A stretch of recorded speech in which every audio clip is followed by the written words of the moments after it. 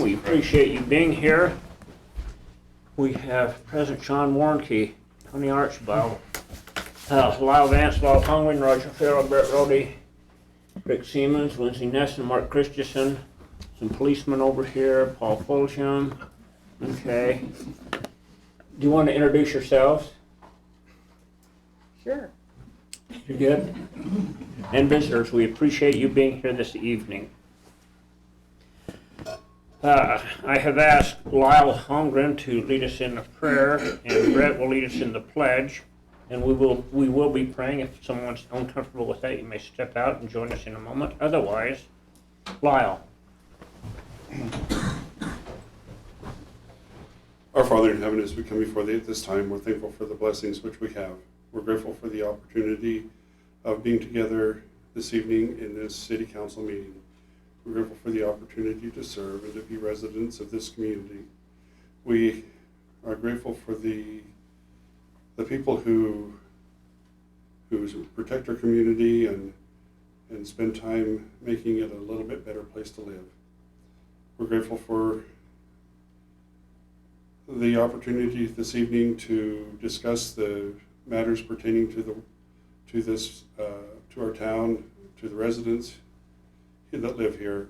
We ask for thy Spirit to be with us and bless us and to help us. We might be able to do so in a manner that might be pleasing unto thee and do so in a way that will benefit our community. These things we say in the name of Jesus Christ. Amen. Amen. Amen.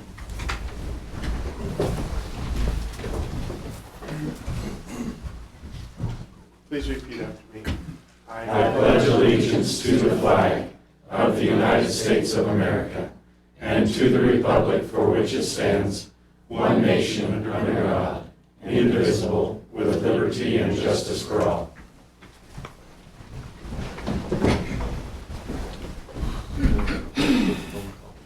Thank you.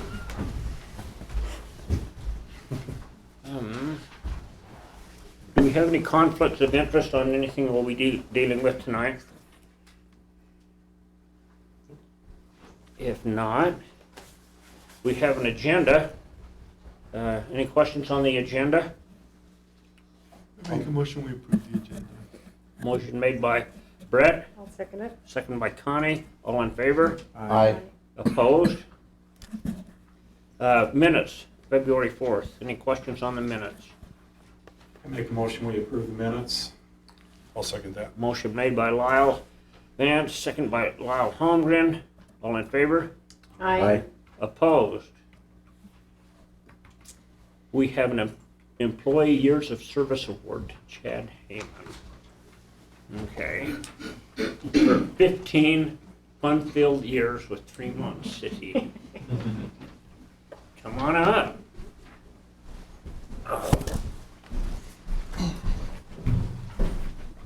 We appreciate your years of service. And even though he doesn't look like a police officer, he is a policeman. I tried. There we go. Undercover. Appreciate it. Thank you, Chad. Thank you.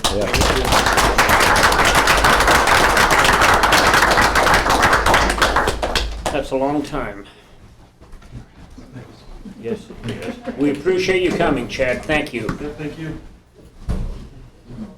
Public comment time. This is the time for an in-public to address the council on anything that they have pertaining to Tremont City that we could help them with. This is your opportunity. If you would like to come and address, you're limited to 3 minutes, but that's just how it goes. So. My name is Val Bush, reside at 2513 West, 600 North. And I wanted to comment on the proposed zoning change, making some of the lots there going from R10 to R8.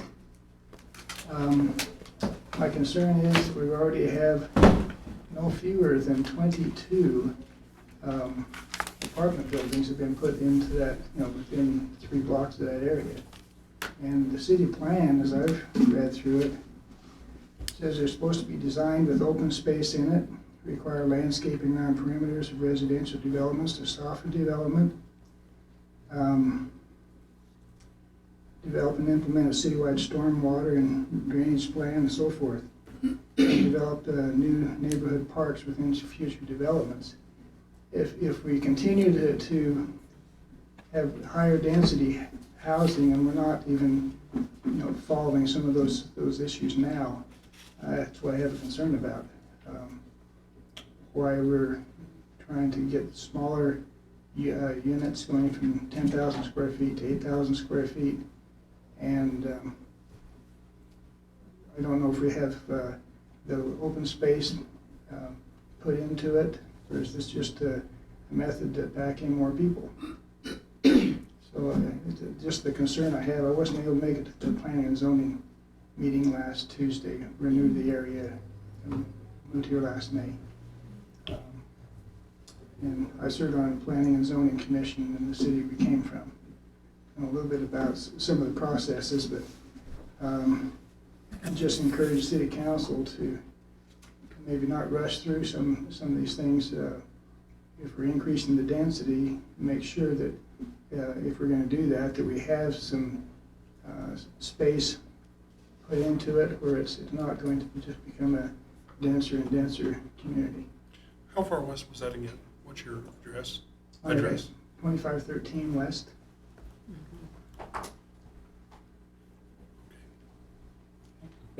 Thank you. Yeah.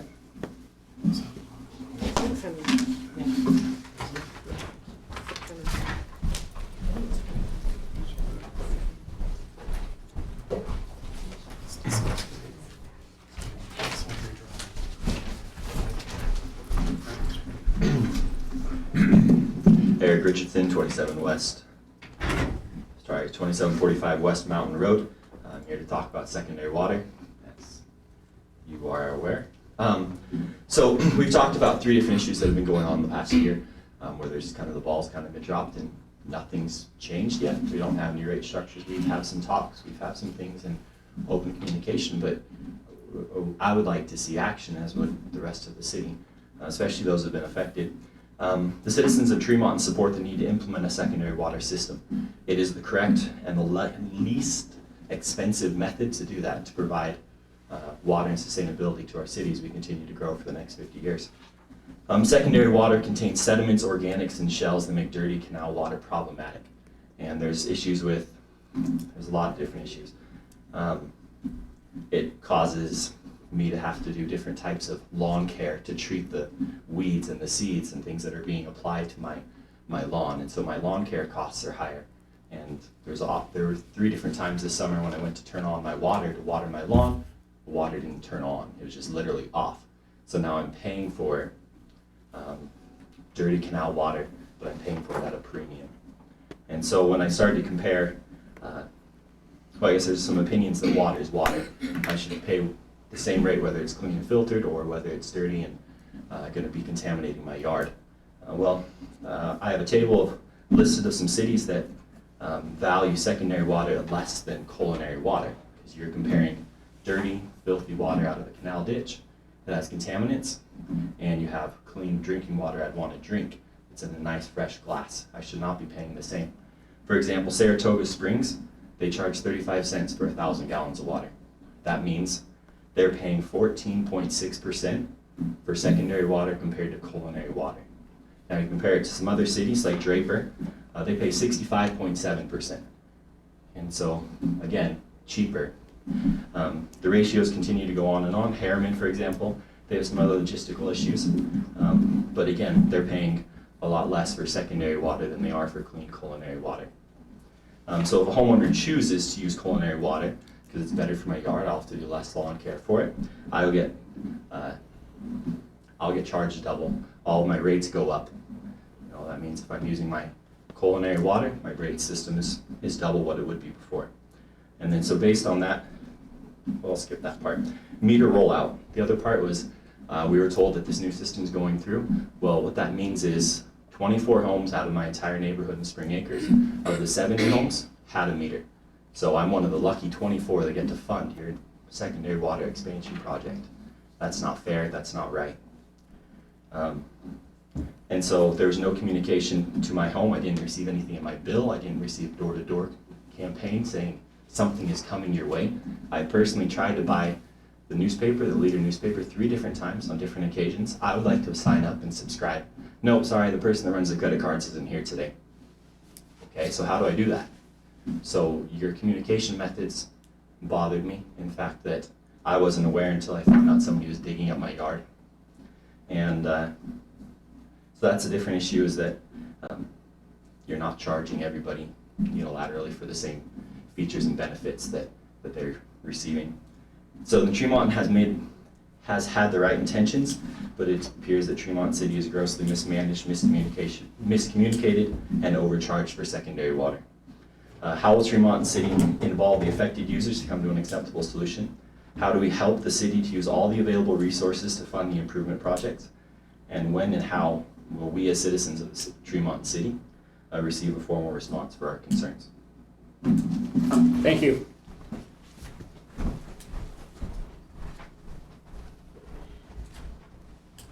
You know, a few years ago, I came to a city council meeting, okay, and I was sitting back in the back. This was a long time ago. And the guy that was sitting up on these stands said to me, "You're not smart enough to know what we're talking about up here." Okay? And that is not, if somebody, we won't say that. We're listening to you, okay? Just know we're listening, because that was, it bugged the crap. I was really mad at that guy for a long time. Even if I had to go to church with him, I was still really mad at him. Okay? But we're listening, okay? Thank you. Thank you, Mayor. You didn't have to respond, and I appreciate it. Box Elder Safe Communities Coalition update. I request to have a city council member sit on the executive board of the Box Elder Safe Coalition. Diane Jones. Yes. Good evening. I'm Diane Jones. I'm a facilitator for the Box Elder Safe Communities Coalition, formerly known as the Bear River Safe Communities Coalition, that's been serving the Box Elder County for about 20 years now. The coalition decided to wanted to change the name of the coalition and the logo, just to kind of get more representative of the whole Box Elder County. They decided to do a contest for the logo, and they opened it up to people within the high schools, the universities, community members, and everyone. So this is the logo that they voted on, and it was won by a Bear River high school student. That she designed the logo. And that's just our vision and our mission of the coalition that we have here. In order to make our coalition stronger and the infrastructure a little bit better to get our coalition thriving, we changed the structure on it. Let's see if you want to go on the next one, please. So this is where the coalition members voted on the new structure. We have an executive board, a community board, and then the 5 work groups. The executive board is key leaders in the community that will oversee and support the coalition efforts.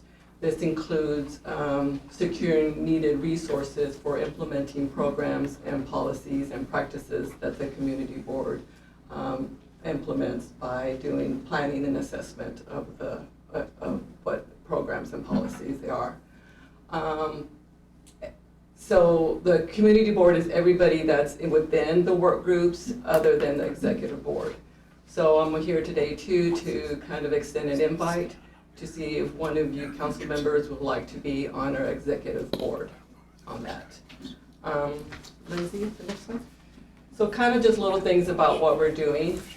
If you have, the coalition and the health department collaborated with Kent and Brigham and Tremont, and we did messaging for Parents Empowered Underage Drinking. Are you guys familiar with Parents Empowered? It's a statewide campaign that helps parents kind of know how to talk to the kids about underage drinking. So we had signages put in the Tremont and the Brigham City Kent's Marketplace with signages all over. Aren't they still there? They're still there. Yep, they're still there. And then Mayor went and did a little speech for us there and a little presentation about it. And Also, we have the coalition also worked with work sites to put in installments of the opioids, just kind of message about talking to your doctor about alternatives or asking the 5 questions. We've also collaborated with USU Heart Initiative and IHC and did an opioid conference on that about a year or 2 ago.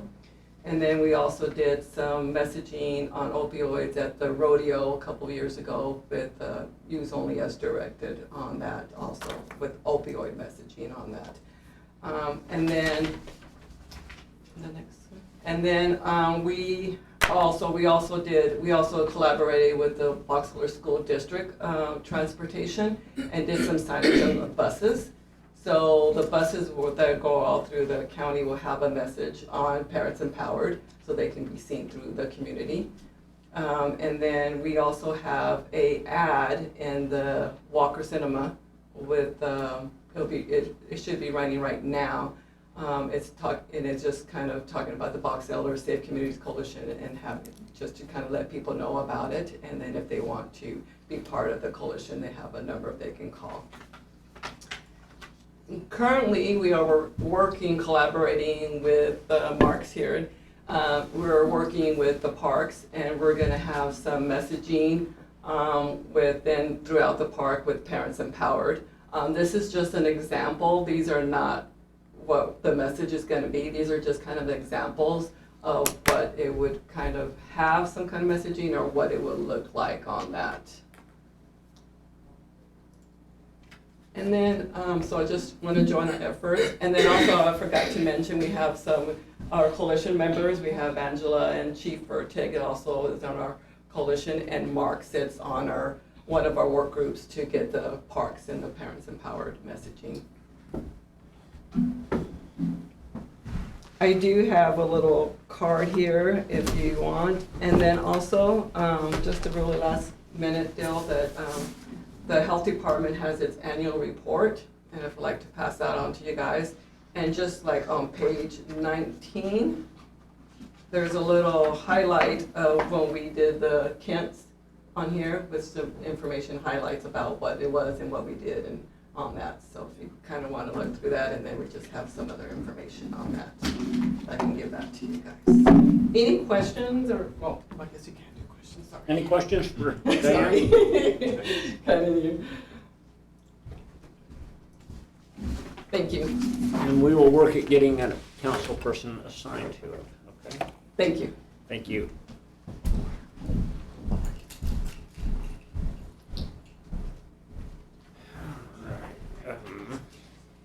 2019 Tremont City Municipal Wastewater Planning Program. Paul?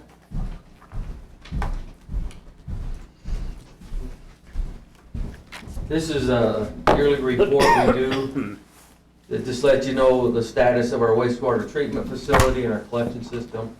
And you can look down through there. This will be one that we will post on our website, so if any of the community wants to see what we have.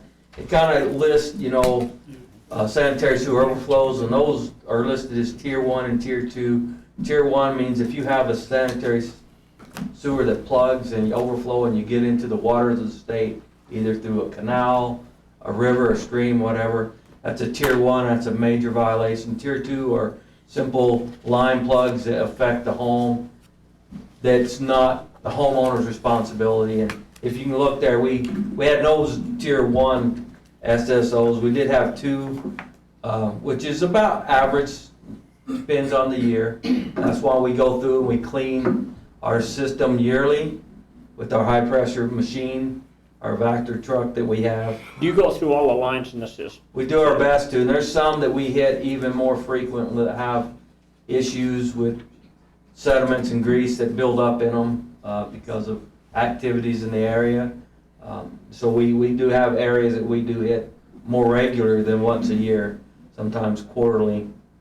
And then it also lists activities in our wastewater treatment facilities, like our average flows compared to our design flow, our loading, our BOD loading in pounds compared to the design of our treatment plant, and also total suspended solids in that loading too. So I know we went through this in the workshop. Are there any questions that I can answer? I got one. Okay, Al? More of a curiosity than anything. It says here that the original sewer system was first constructed in 1913. Do we have any pipe that's that old? Yeah, we still do, yeah. The beauty with the original system was clay tile.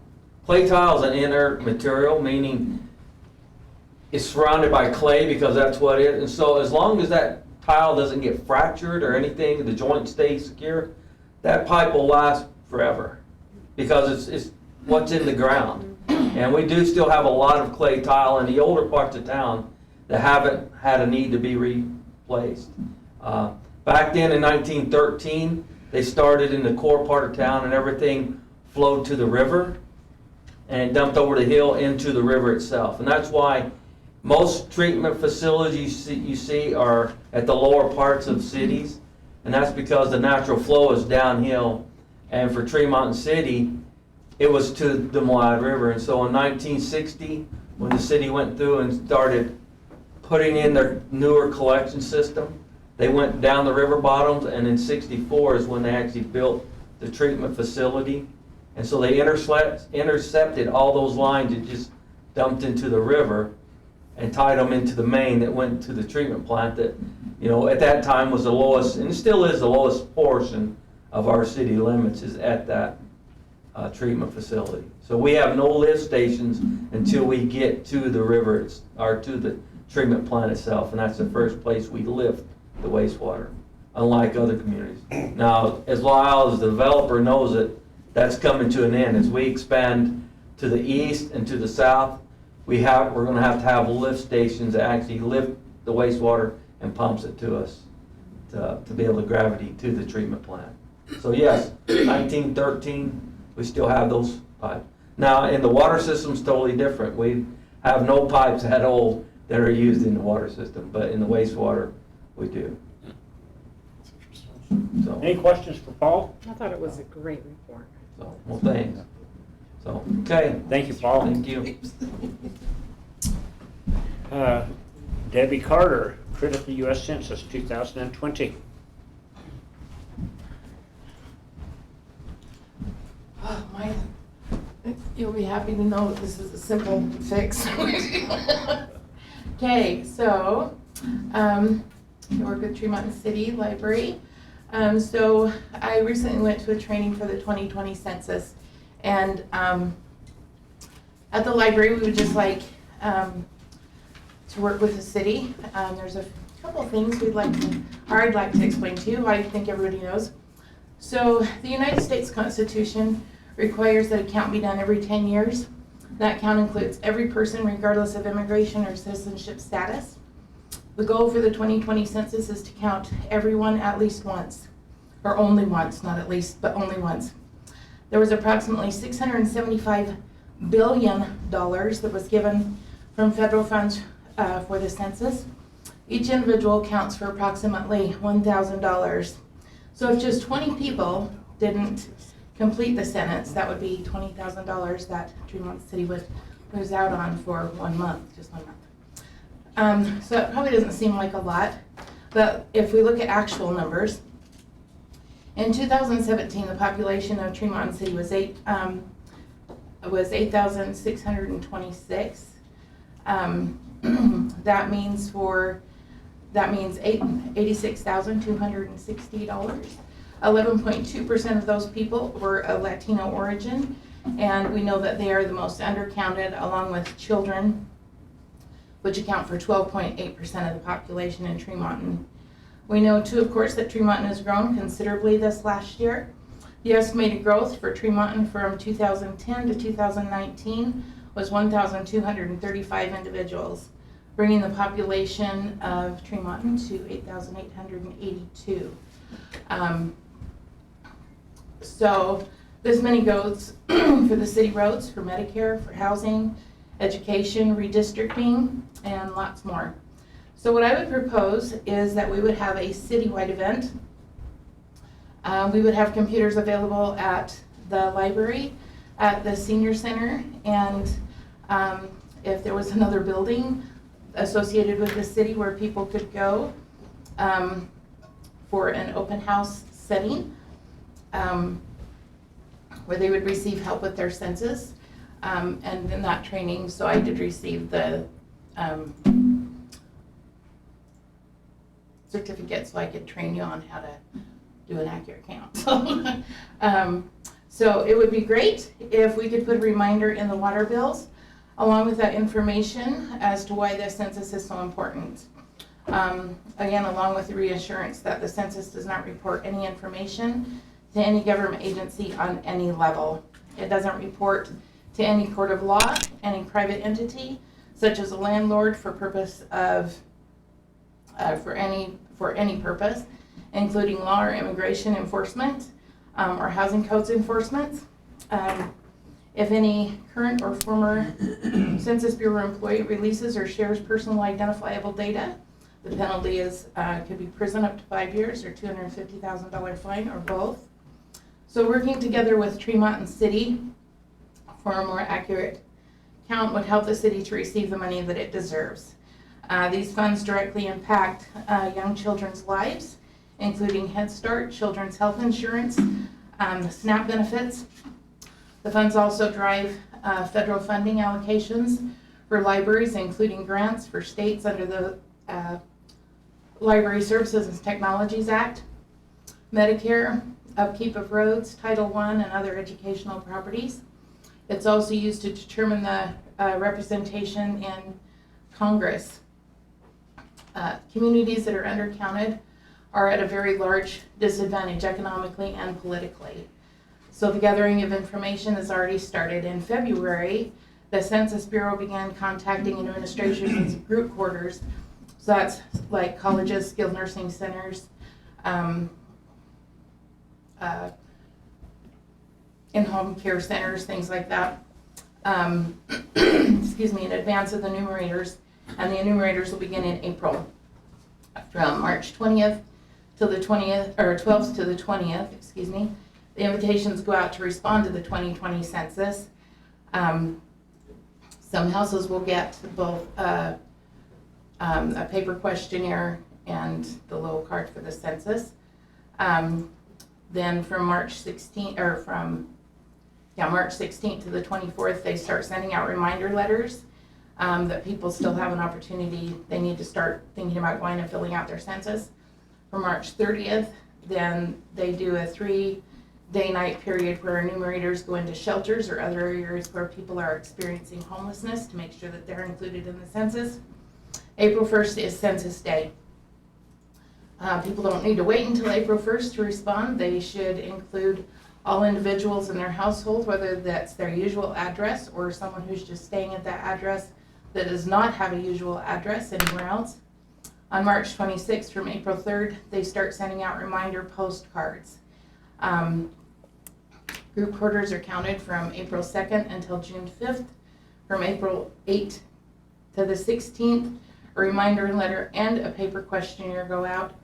From April 20th to the 27th, a final reminder postcard goes out, and then people start coming to your door. On May 13th, non-response follow-up will begin. They can have enumerators come to their door up to 6 times, at which time then they start looking into other, knocking on your neighbor's door and saying who lives there, how many people, and looking at other avenues to get that information.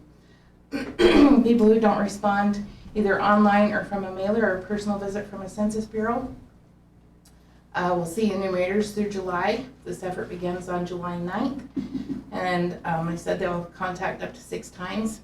So it's imperative that everyone knows how important the 2020 census is to all of us. As community leaders and entrusted entities, it's our responsibility to provide proper information. So the census will be available in 12 languages. It'll have directions on how to complete the census in 53 languages. So I've already been in contact with the Senior Center, and they've agreed to partner with us to help with an accurate count, and with the help of Tremonton City to have a complete as possible count for Tremonton City. That would be great. So we would like to ask also for Tremonton City to help us. I've talked to Mark about this a little bit, but we'd like Tremonton City to help us with our open house, or with the open house event, because we know that there's probably money in the library budget for cookies, but this isn't just a library event. This is a citywide event, and for Tremonton to receive the money that it deserves and the money that it needs, we need help from the city to accomplish those things. Thank you. Thank you. Any questions? Thank you very much. Thank you. Okay. Did you done? Okay. No. Hey. Awesome. I'm leaving. Okay. You don't want to stay. I'd It's love an to- event. Huh? It's an event here. It is an event. I'll go stay. Awesome. Discussion and consideration of approving the January warrant register. Council, questions? I'll make a motion that we approve the new check register. Okay. Motion made by Connie, second by Brett. All in favor? Opposed? Discussion and consideration of approving the January monthly financial statements. Any questions on those? I'll make a motion, we approve the January monthly financial statements. Motion made by Lyle H., I'll second it. second by Rick. All in favor? Aye. Opposed? Okay, discussion and consideration of adopting ordinance 20-20, amending the Tremonton City zoning for parcels number 05-055-0092, 05-055-0093, 05-055-0094, 05-055-0095, 05-055-0096, 05-055-0097. Do I have to read all those? Really? Can you guys read that? Yeah. Okay. Yeah. Can you get that, Lindsay? I'm sorry. Yes, it's this area. Okay. And a portion of 05-055-0181 that totals approximately 30.5 acres in size, located at approximately 2650 west, 600 north, from residential R110 to residential district R1-8. Sean? So, the planning commission reviewed, there's this request to rezone the property.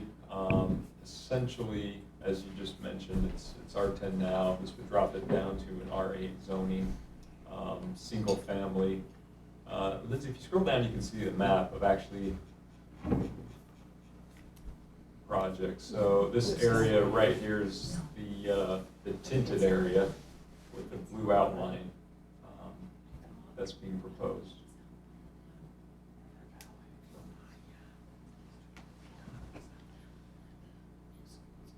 Single family detached housing. That's detached housing. R18 versus R10, R110. Yeah, just 2,000, there's 2,000 square foot difference in the lot size. We were doing a calculation on that, and it seemed like, how many at 10,000 square feet, how many lots per acre? We figure about, by the time you get the road and everything in there, you're lucky to get maybe 3, And I think this maybe 4. didn't add a lot more to that. Not anything too significant. No, not by the time you put the road and everything in. And, one other lady came in and brought up a really interesting question, and I thought it was answered quite well about secondary water, saying that, we're putting more homes in, but then the response back was that actually there's a lot less land because there's more house, and so your secondary water use becomes less on smaller lots. But we do have, we already have a lot of out in that area, we have a lot of park space planned, including the retention basins. And that's all on the plan now, Uh-huh. right? Not for that area, but they're close to it. Mm-hmm. Yeah, so I'd say it's a general area, I mean, it's to service Yeah. all of that area, if Right. we're able to secure it.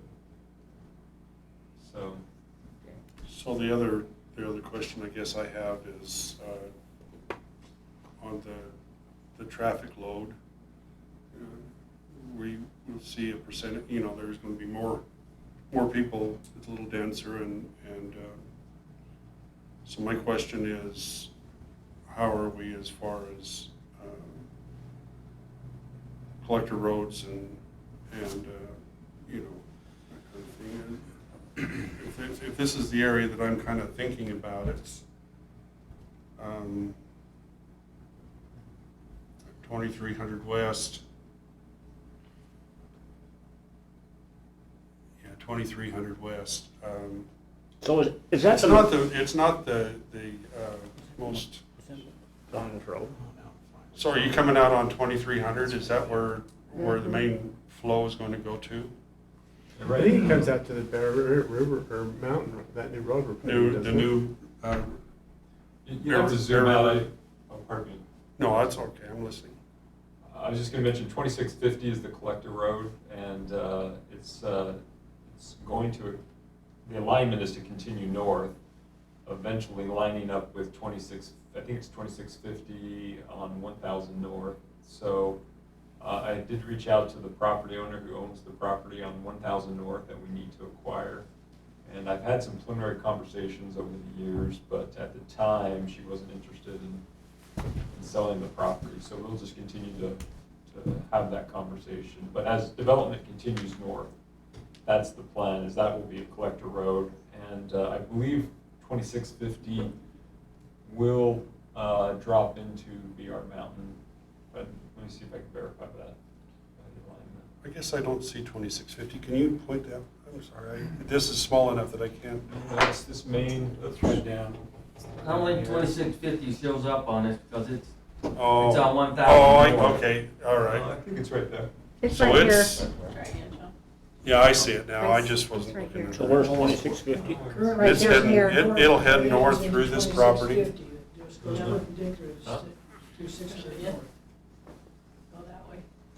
It'll head north to, What? You're on my second screen. Oh, can you move it? Try now. It's that whole darkened area that you're talking Yeah, about, yeah. right? It's right where that arrow is pointed more or less, that roadway. Right in there. That's the area that's being rezoned. The And roadway of 2650 West is essentially right below where that arrow is. yeah, I see it now. And then, so that road will continue up through this area Right. and tie into 1000 North. Correct. Mhm. And I was just gonna see how it ties into BR Mountain Road, which is that minor arterial road. Where was that school going to be put? It's right here. Yeah, Right it's there? just a little bit west of there. Yeah, you can see the property owned by the school district right at the very bottom of the screen. Right where here, the- see? Where Right the here. stubble Okay, field Right is, here. Got it. where the grain field is. That is- But this is just single, these all single homes. They're not duplexes and so forth and so on. Yeah, just single family residence.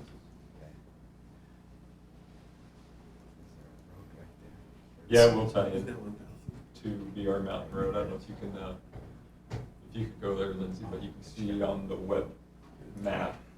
How big are the homes gonna be on the size of the lot? Well, these are entry-level homes. The actual size, I'm not sure I know exactly, but they are entry-level.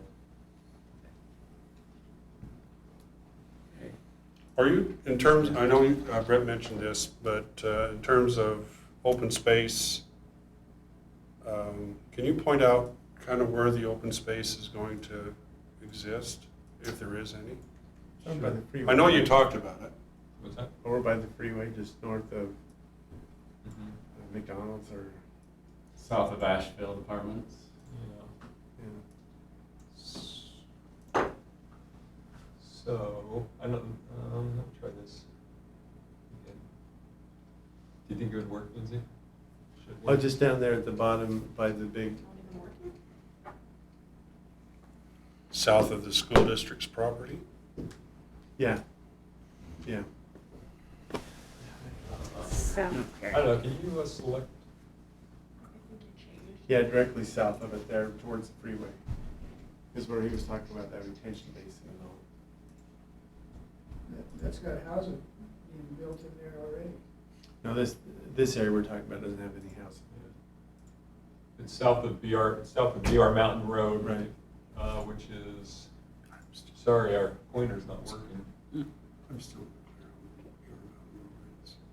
Lindsay, can you, You? it. It's right here.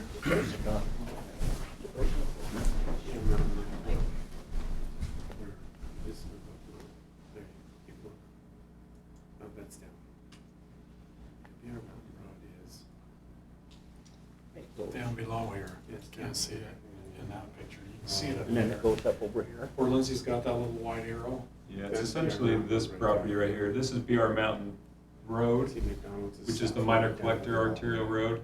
Right here is a regional storm drain pond that the city's working to try to acquire from the developer, Yeah, so. where your arrow is? Right here. It's essentially will be south. You can kind of imagine this BR Mountain Road, the minor arterial extending, Okay. wrapping around, and we're trying to get essentially all this property south. Okay. But it does take a willing seller, and we haven't come to terms yet. But this is 2650, which is the collector road, which will tie into the minor arterial road. And then the school site, as you know, will have open space. It's not city space, but I do think they allow after school hours people on the property. Okay. And then some of the park stuff we've been talking about. Yeah, we're gonna dramatically increase the amount of open space in the city. How many owners are there involved with this? Is there one or two? developers. With the rezone or the acquisition of the open space? No, the zoning, the change in zoning. There's 3, I think. Yeah, I think there's 3. Yeah. And I think 2 of them signed the petition. And the other one, yeah, that's what happened. 2 of them signed the petition, the other one agreed to it, verbally. Right? I I think wasn't so. involved in that portion Yeah. of it. So are they gonna pack that thing full of lots? Mr. Cox brings up a good point. That's Are they gonna have any green space in this thing, or is it just gonna be packed? Do we have any idea? Yeah, so there's no green space per se that happens with subdivisions. The city, essentially the way the city funds its open space, park space, is through impact fees. So each building permit pays an impact fee, and then it's the city's responsibility to essentially acquire property and construct parks. And that works best for small scale development like Tremonton has. I mean, if you get into large master plan areas where you have thousands of acres, then, exacting those types of improvements on a master plan level becomes a lot more reasonable and feasible. But, it's hard though, in the sense that we only get a certain amount with each building permit over time. And so the egress and ingress is all going to take place mostly along 2650 and then tying down to the BR Mountain Road, and then also, are we going to be going out into 2300 also? Is it going to tie into that somehow? Well, yes. Sooner or later, as some of the other property owners develop their property, it will tie into 20. What I guess what I'm trying to get at is there's more than one egress and ingress into this area. Mm-hmm. Because it'll go all the way from BR Mountain Road 26, all the way up to 10th North, with spurs that come out through River Valley subdivision, the upper River Valley. We'll have one sooner or later that comes through it. The property that belongs to Craig Christensen will sooner or later have one that comes out through it, that hits. Eventually. And so this 2650, will it be a collector road? width? No, it's just a. Just a Neighborhood. neighborhood width? 66-foot road right away. Okay, You said 2,300? 2650. Oh, 2,650. 50, it's just 66-foot right away. But I guess 2300, you know, we're putting more and more pressure on that road, which is, you know, it's not up to, Yeah. it was just a country road, you know, at one time, and so Mhm. we're putting And more that's why pressure. we're building that BR Mountain Road. Yeah, yeah. Because it'll be the main that takes the brunt of the That'll be traffic off. The main one, okay. That's around. Any further discussion or comments, council?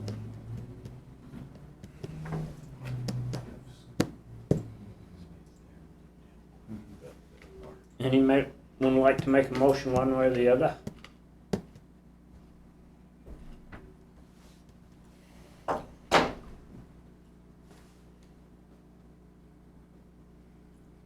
So it was, God, I think it was a unanimous vote by the planning commission. They debated it or talked about it for quite a while, so I'll make a motion that we adopt resolution ordinance number 20-02. Motion made by Brett.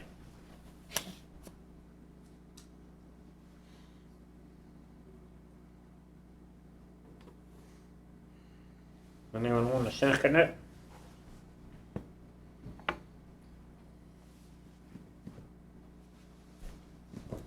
I'll second it. Motion seconded by, yes, Rick. Yes. Roll call. Rick, aye. Brad, aye. I'm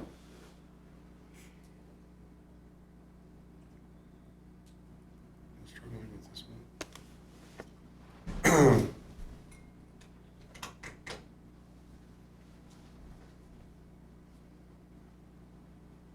Lyle H. Nay. Lyle Vance, I vote nay. I think we've got so many subdivisions coming in that we're pushing down on the lot sizes that we're gonna have a heck of a lot. Need to see what they wanna do with it before we approve it, some type of a plan. Well, you can table if you feel strong enough and have the developer come in. I mean, one issue that we're starting to face is an affordable housing issue. And it's not just Tremonton, it's the state, and the state more or less has legislated that we need to afford or need to accommodate affordable housing. And so there's a couple of issues that played into it, you know, it's sort of that issue. Also, I think the way that the roads are configured, you know, it was essentially made more sense, and this is where the developer could explain better than I could, because it was his layout that essentially accommodated a smaller lot size.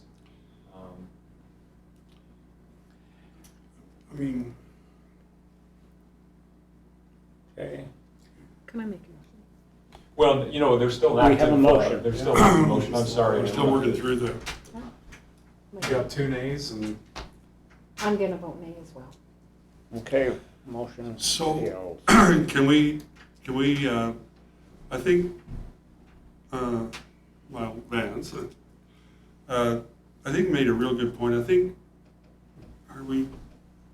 I know when we do zoning changes, it's a little different than when we're annexing something into the city. Is it possible to get a little more information? I mean, I'm not opposed to visiting this again. But I just, I don't know, I'm guessing that, excuse me. it's just a gut feeling right now that I'm wrestling with. Not saying that this isn't a good idea and we shouldn't be doing it, but. Is this a Sorensen property? It's Jay Stocking, Craig. It was Sorensen property. But Jay owns it. And Sierra he's, you know, and I guess we shouldn't be second guessing what a developer's wanting to do but in kind of a way, it'd be nice to maybe have a little more information on this. I got a picture of it. You do? Yeah, it'd be nice to see what you guys saw. You know, you said it made sense with the streets and that. Okay, this Nice to see. motion's failed, so let's put it on the It's- agenda for another time to revisit. I'm not opposed to revisiting this. Is that all right, I Sean? just think there's just more information. Okay. Nice to have. So would you, I guess you made a motion to deny. Yep, Yeah. You want to make a motion to table it? I want to make a motion that we table it. And I'll to get second more that. To get more information before we proceed. And I second. that. okay, motion made by Lyle Vance, second by Lyle H. All in favor? Aye. Do we need to vote? Oh, yes. Just a vote, isn't it? Isn't here just a vote? All in favor? All in favor? Aye. Aye. Aye. Nay. Nay, vote passes. That doesn't matter. Yeah.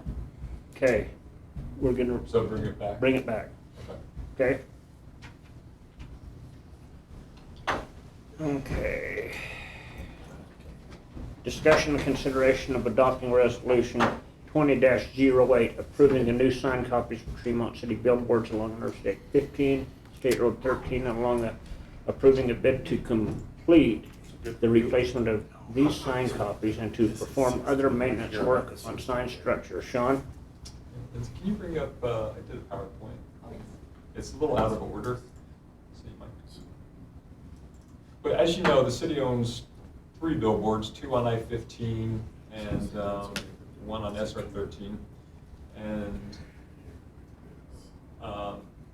the sign copies have been in place somewhere between 10 and 20 years.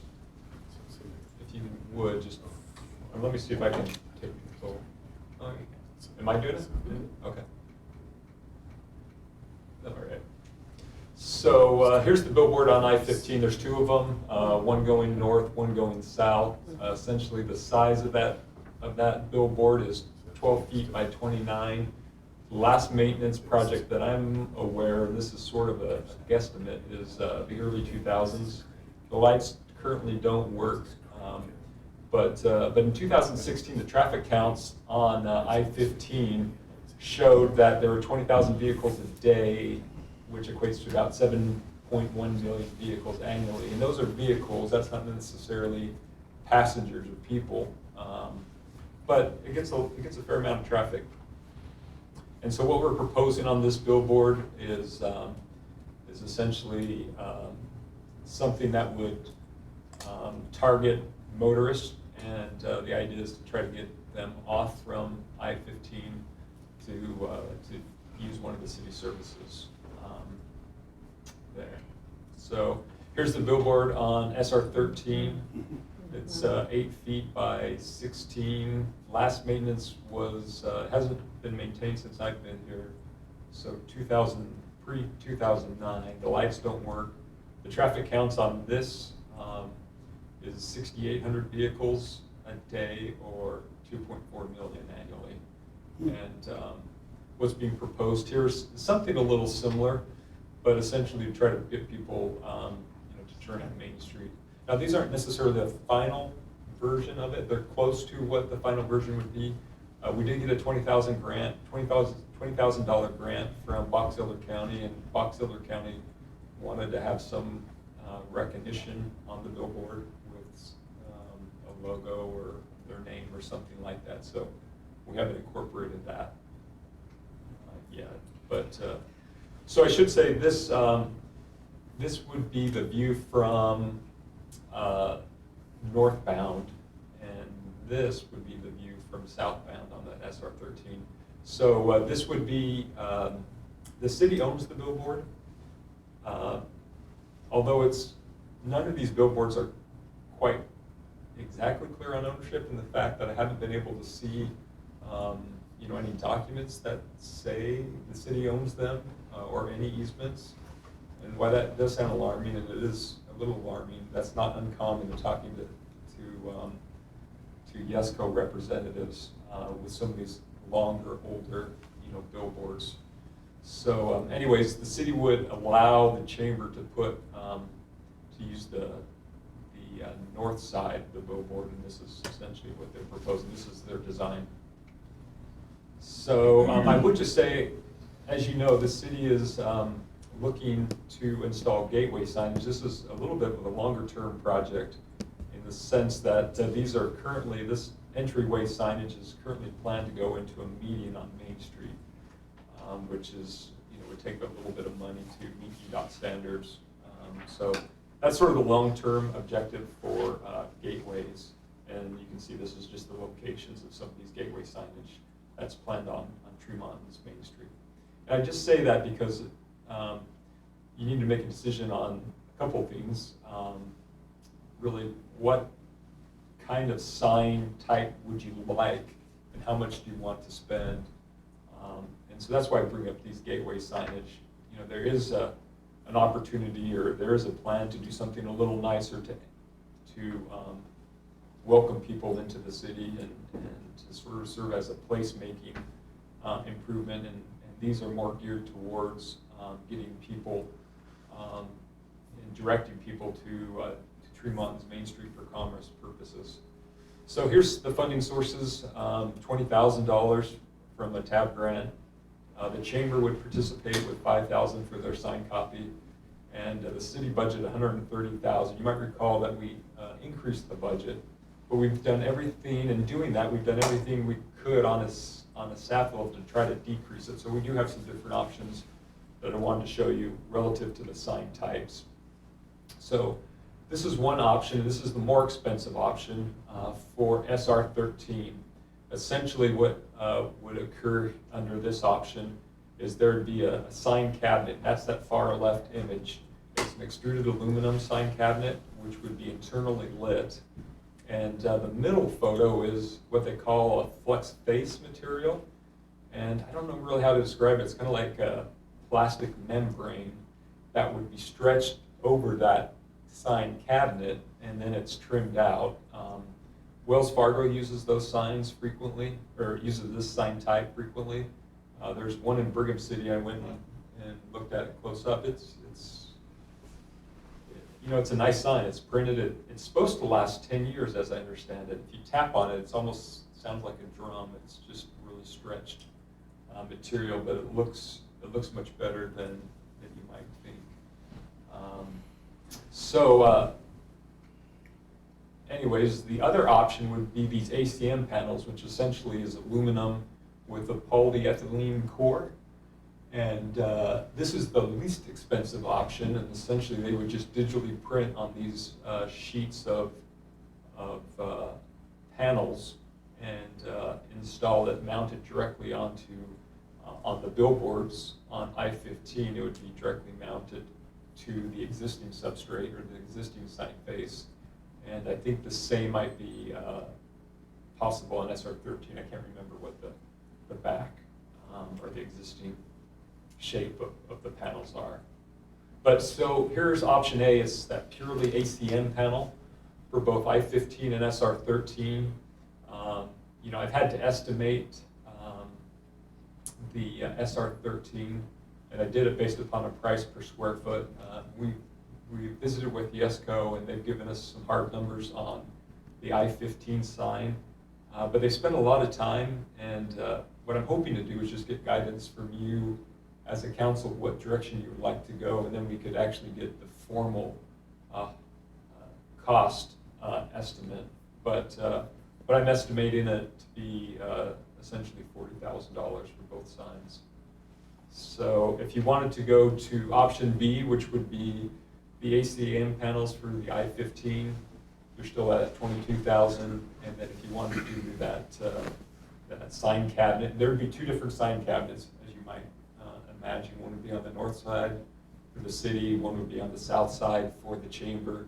The city would pay for both cabinets, and then the chamber would essentially pay for the signed copy, and that's essentially $62,000.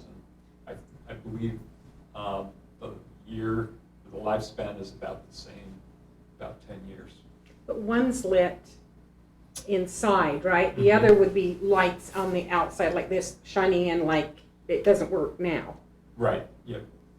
Yeah, we replace the fixtures, and they would be externally lit, direct lighting onto the face. But How much does, is the wood to print it, or the aluminum? So just the option A would be about 41 is just a rough estimate. And then as compared to 62. The fabric is $13,000, right on the top one. Yeah. So how Right. much is the aluminum? Is For SR13? yeah. Okay, it's I think it's like 17,000.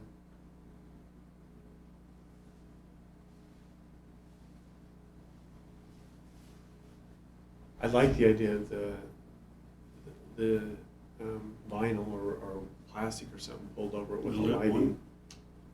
one?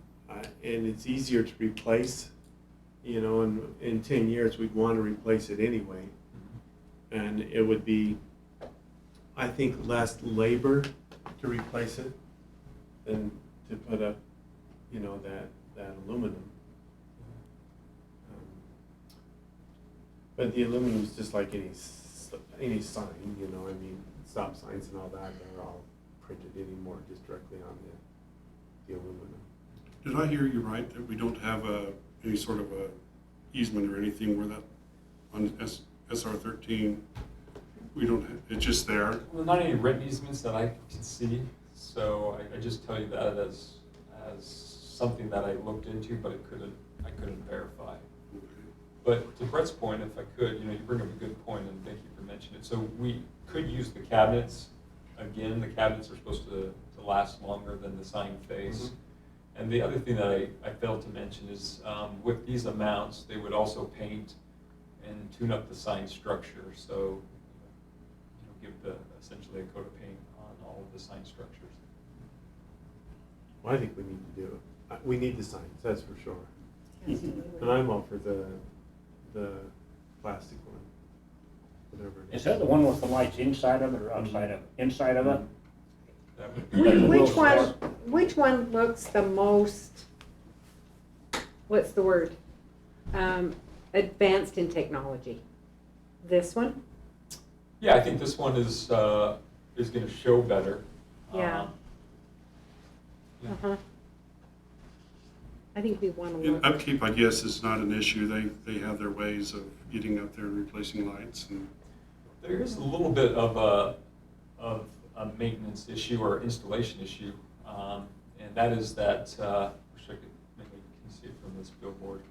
So there's oops, I'm going the wrong way. There is a power line that's draped across the main street. This one, I can't really see it too well because I had to crop it. But essentially there's a power line that sort of hangs in between that billboard, which makes it a little difficult to install.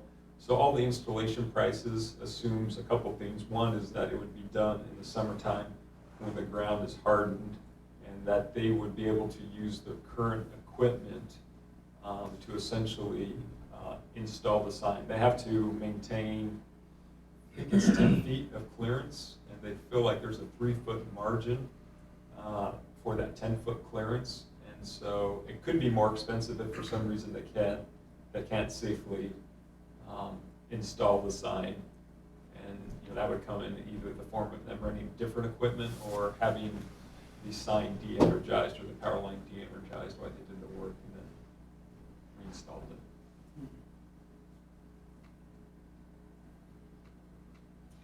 The sign that is out here, the one that you were just looking at, to me, it's kind of lower to the ground.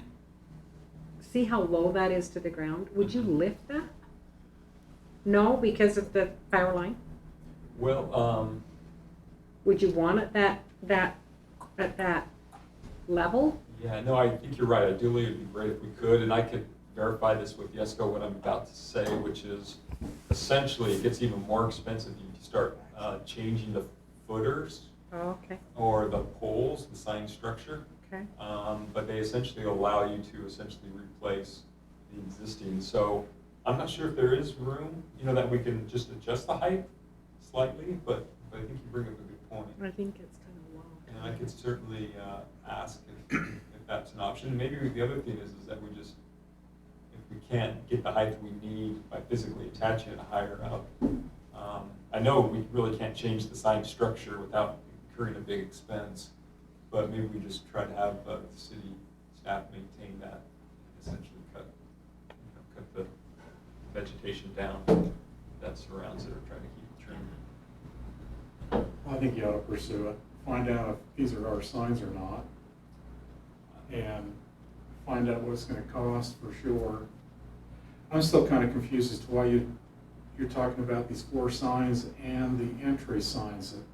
Yeah, I'm sorry, I probably didn't make a really good connection. What I'm trying to say is if you're wanting to do, we talked about trying to do stuff on Main Street and trying to implement some of the plan that we talked about. So, that comes down to money. And also, what is the vision? What do these signs want to serve?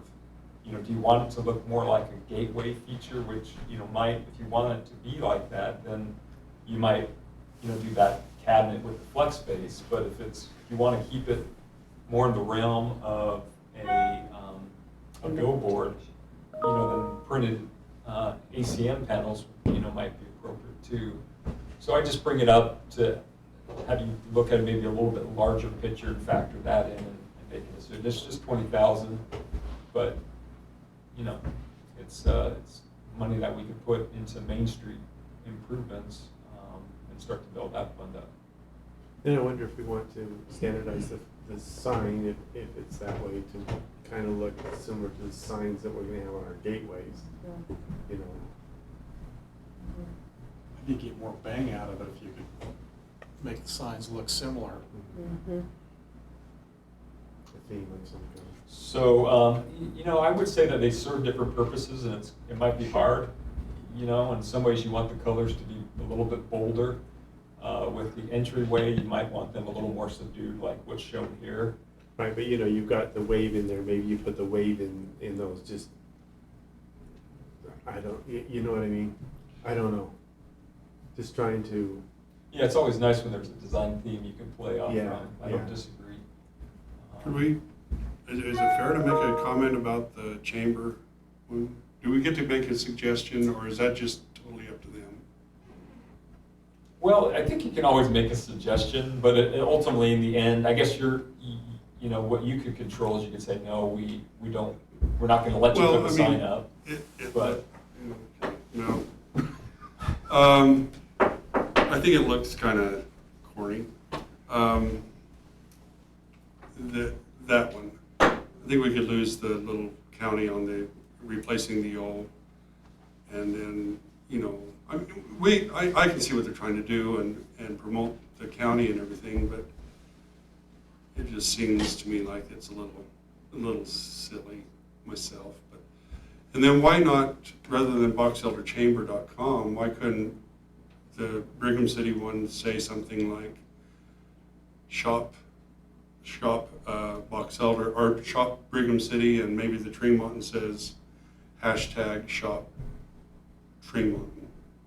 It just seems a lot easier than, and a lot of people sort of recognize that hashtag idea and everything. And just a couple of thoughts. I don't know. I know that it's their money and they're putting it into it, but I think the county on replacing the O is I thought it was just a blurb. I didn't know that was a county until you told me about it. Did you think it was just a blurb? I thought it was. Blacked out? I gotta agree with Lyle on that one.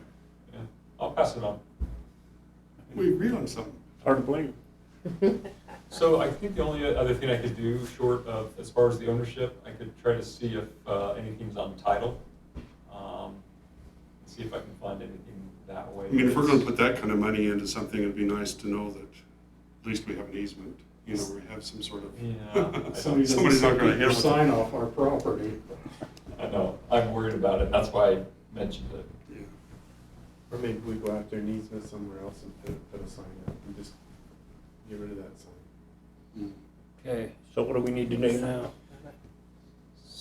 So I guess maybe what would be really helpful is if you just gave me some direction. I mean, there's a resolution that's been prepared, but really what I need to know is what direction you want to take, and I can get more firm numbers. Yesco was just a little leery about spending more time until we got a better direction on what the council was wanting. With the winds and everything, that vinyl should work fine, right? I think so, yeah, they wouldn't give it to us otherwise, is all I can say. So what do we need to, this is a resolution, so do we, So if you want the vinyl, I mean, essentially what they bid it, and what's in the resolution is option, I can't remember if I turned it option A. I thought it was A. No, option B. It was B, yep, it was. With the only unknown being is they did not bid to replace the lights on I-15, so I need to get them. So that was an estimate, the $5,000 that I put in there was an estimate. and option A was show me Option A was just straight ACM. The a digital little less printed. money too. Mm-hmm. Okay. Vinyl So printed. they're gonna put lights, well, if they do, they put lights on the inside of the ones out on the interstate? Oh, oops. So no, they would be external that shine. They'd essentially replace the existing fixtures. Let me see if I can get that. Billboard. Oh, I Yeah, thought that, they would I be thought they the- were inside. Then too. maybe we ought to do, have you got a combination up there, or we're not listening to you? I know it's confusing, so So why not put ACM on those and Yeah. build the other one with the vinyl? yeah, that is option That's B. kind of what I was thinking Yeah. we were doing. Yeah, That's what B is. Okay, let's do that. I like that, you good with that? yeah. Make a motion. Keep the billboards. Yeah. So I let guess me go one more, just so it's clear. So option B, which is what's in your resolution, is essentially this, with the only unknown being the $5,000 for lights. That's my estimate based on my conversation. And then it always comes with that caveat about the installation for SR13. So if you approve the resolution, I'll verify and true up the numbers. But I'm expecting that if you approve it, that you're authorizing us to move forward, and then I'll look in to see if I can get any absolute assurance about the ownership and And you said we budgeted 130,000. yes. Okay, yeah. Then I make a motion, we adopt resolution number 1208. 2008. 2008. I'll second that. Motion made by Brett, seconded by Lyle H. Roll call. Rick, I. Brett, aye. Lyle H. I. Lyle Vance, aye. Connie Archibald, aye. But we're doing option B. Yes, an option B is in the resolution. Okay. Yeah. Okay, sounds good. Thanks, Sean. Calendar, any calendar items? Just a few, which would be the league meeting, which is coming up April 22nd through the 24th, and I believe accommodations or arrangements have been made for everyone. So if you're not planning on attending, let us know. I don't know if have you signed up? Have you filled out the registration? Registered all of them for the conference. I saw that. Okay. She sent an email on So that's really the only other item. There will be, at the next city council meeting, a training that'll occur during the work session.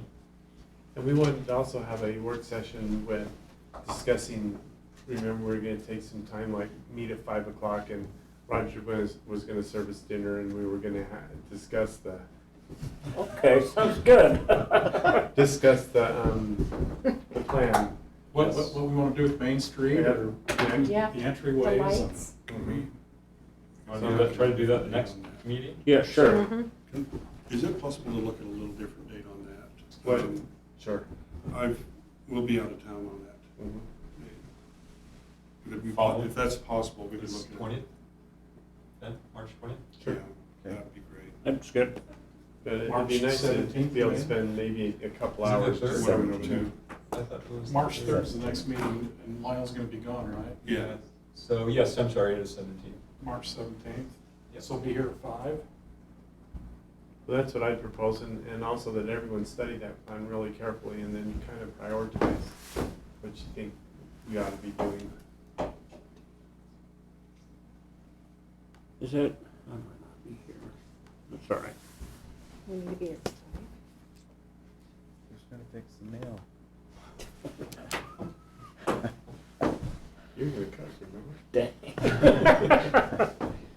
Look, let's plan on it. Okay. Anything else, Sean, for calendar? No. Any past assignments that we need to be hitting on? No. City manager report, Sean. So, thank you, Lindsay. I'm gonna run through this hopefully fairly quickly, but just wanted to give you an overview of the Canal Rail Trail. We've talked about it on occasion, and we've been acquiring sections of this corridor, but we have some new council members, and I'm not sure we've ever really talked about the origin and the vision of this trail. So with that, I'll just jump right into it. Essentially, the Canal Rail Trail is a corridor that would be about 2.69 miles paved trail, an urban trail. It would be essentially 12 feet in width. The corridor is mostly separated from vehicle traffic, which makes it an ideal corridor for alternative transportation. By that I mean individuals, pedestrians, bicyclists, can safely and quickly, move through the city without fear of curb cuts and driveway conflicts. And essentially, the corridor would link our most dense neighborhoods with community amenities, so it really would be a corridor that would provide access to destination points within the city. So here's just a quick overview of the type of density that's starting to be developed around this trail, which I think is really insightful and really vital to the success of what this corridor would be. But if you look at Tremonton Center, and this is based upon a multifamily dwelling unit having 2.91 persons, which is sort of the average. I actually think that was the average, in 2010. I think the census, that they're estimating a little bit higher. I think it's right above 3, but I used 2.91 individuals per household. But if you look at Tremonton Center, and they're actually proposing more units than that. I don't know if they can get it by virtue of meeting all the standards, but roughly speaking, there'd be about 800 people living in that one development, which would essentially be right in front of the trail.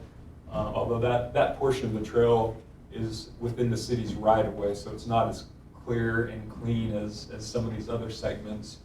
But going down, you have Tremonton Pines. There's 280 people there within that one complex. That's 13 dwelling units per acre. You have another possible development. Right now, it's zoned half acre, but the parcel to the south, Aspen Ridge, has been zoned at 10 dwelling units per acre. It has private roads that are going to stub into that property, and so from a lot of ways, it makes sense that the zoning is somewhat similar and compatible.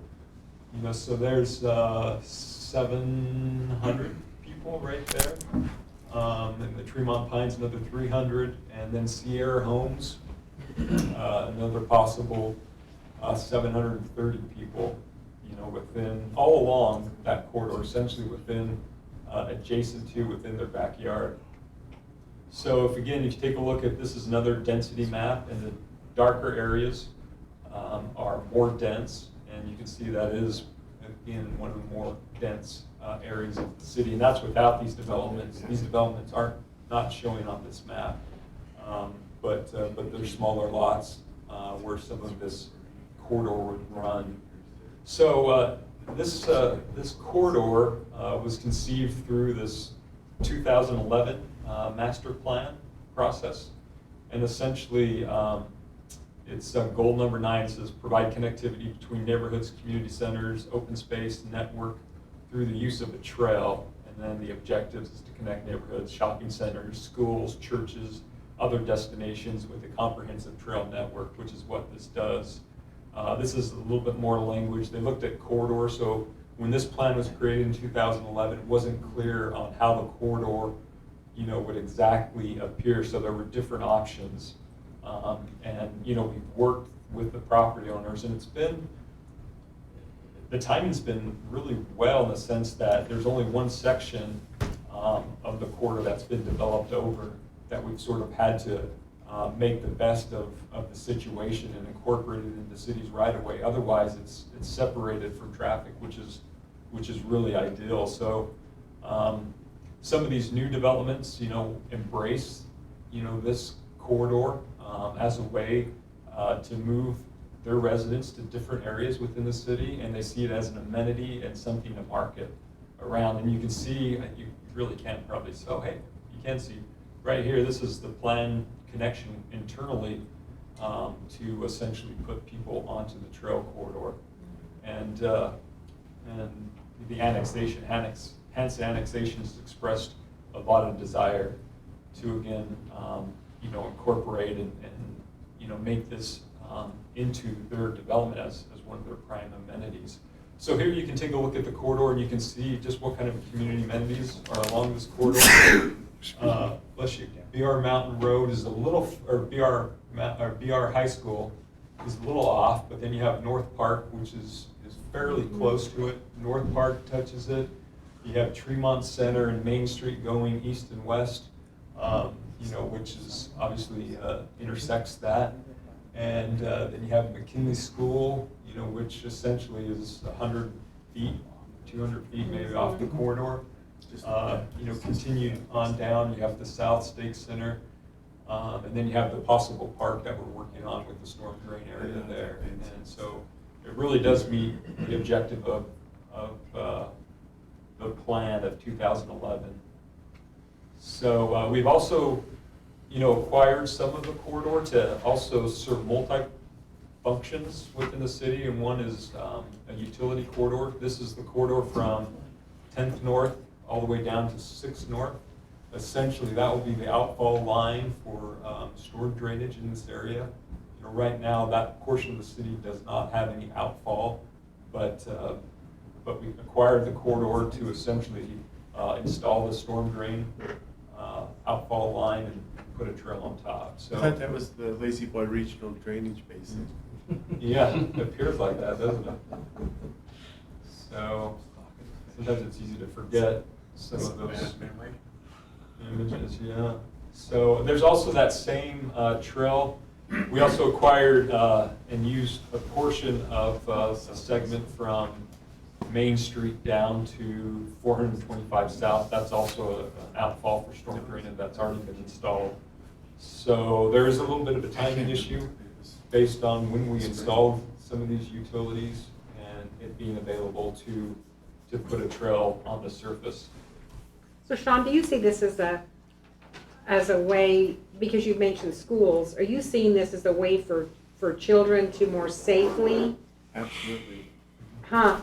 Yeah. Isn't that part of it? It's a Oh, safety. yeah. It's a safety issue. Because right now, our children are walking on places that don't even have sidewalks, and this is, you said 12 feet. So I see that as a really good thing. And some of them are walking the railroad tracks too. Yeah. They really going down the track. Yep. It is. I mean, it's a natural corridor. Some of the canal corridor and the railroad tracks that people do sort of use it already as a corridor, and this just make it a safer situation and more improvements. So. Encourage walking. Yeah. So what segments of that trailway do we not have at this point? Is there just one point? Just three. 3 property owners. One is we're working with currently right now, the Hanson annexation, which is Jay Stocking's annexation, and that's part of what we've discussed. And he's a willing partner there, so it's just formalizing that in a pre-annexation agreement, and there's 2 other properties that we're working on. 2 other properties, where are they at? You know what, I would like to go into closed session and talk a little more about, because we do have, I think, an option on one of them right now. But they're around 6 south, essentially. That one spot where the fourplexes are at? Yep. That's one. Yeah, and there's one on the south side of the road. Does the price come down? We need to go into closed Yeah. session. Right. Anything else, Sean? Not for this session. Not for this session. Okay, council reports. Connie? I have something. The New Hope Crisis Center brought these by. These are just some information about what's going on with the Crisis Center, and they've invited me to one of their meetings. And also, I was at a meeting with the library recently, and they have approved what they call virtual reality.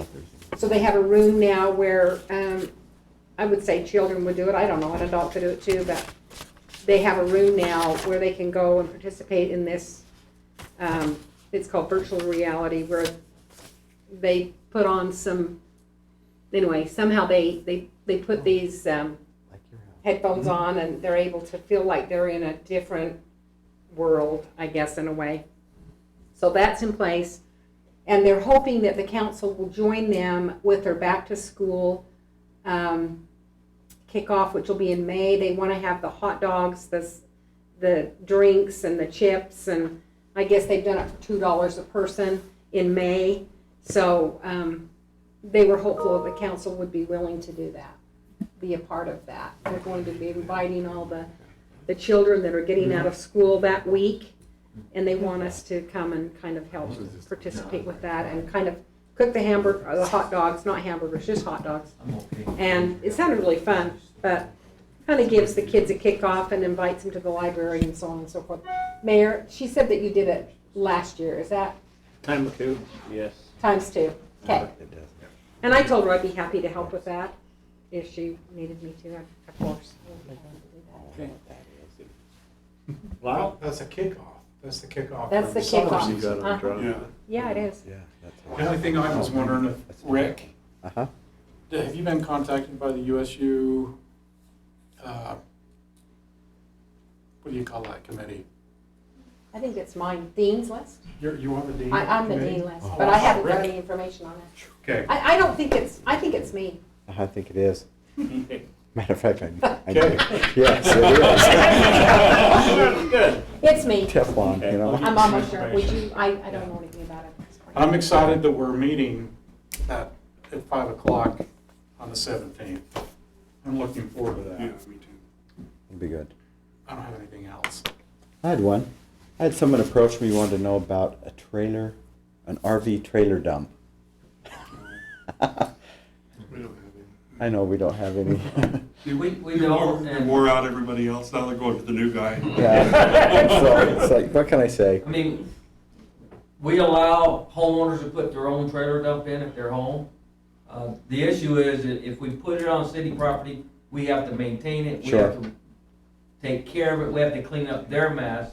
We've left it up to the business owners, and one of them approached me, but they've never followed through with reinstalling. I mean, they've had one in the past, but the reason Okay. they closed it down, that's Miller's out west of town. The reason they closed it down is because of people's abuse to it. Sure. And these are ones that they make money off of. So that's why we've always resisted, because we would be responsible to clean up their mess and to monitor what's being put down there. Sure. So if we put one Okay. down at the sewer plant and charged, The only problem is there's nobody down. You have to take the money, you have to be you have to man it. bonded and licensed and have it manned. I see. So, and then I have to clean it up. Exactly. And you know, like the new Maverick that went in Wellsville, they put one in. Some of these are, Yeah, some they of them did. don't. But Miller Gas out west of town, Josh Miller, they talked about putting one in, but they haven't done it yet. And they're the ones that had the old one that they closed down because of abuse. Lyle and Brett? I have a little something. Lindsay, could you bring that up? We talked a little while back, a little bit about the website. I thought I'd just do a little quick review of how much usage it's getting. If we can go to the next slide. So, hold on a second here. So if we can go to the website and actually look at the clicks and how many times people have come in and used our website. We average about 400, maybe 400 hits a day.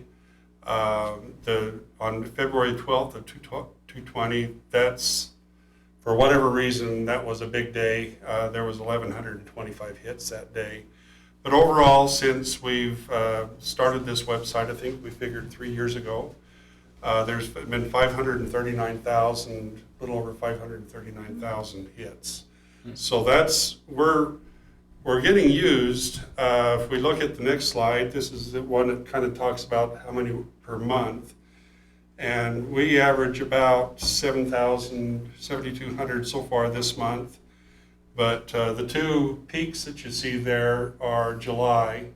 Both of them fall in July, and that could be Tremonton City Days, you know, is what best we could figure maybe is what's going on right there and why we're seeing those. I know what February 12th was too. We published all the daddy-daughter dance pictures.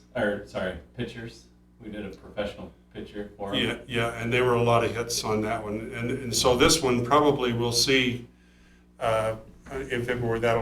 We're only a little over halfway through the month, so this could be a very, you know, and that might be the reason why. A good idea. Seeing that. Pull people to the site, so. Bringing people there. Let's go to the next slide. There's only a few slides here, so it'll go really fast. But I just thought this would be interesting for, it's not common information for all of us to be able to see. So if we want to go see where people are finding us, most of them are finding us through Google search or a couple of the other search engines there. Also, Facebook is a fairly common way for people to find us. And so that's how people are reaching us, is through those sources. And then we go to the next slide. And what are the areas that they're kind of looking at?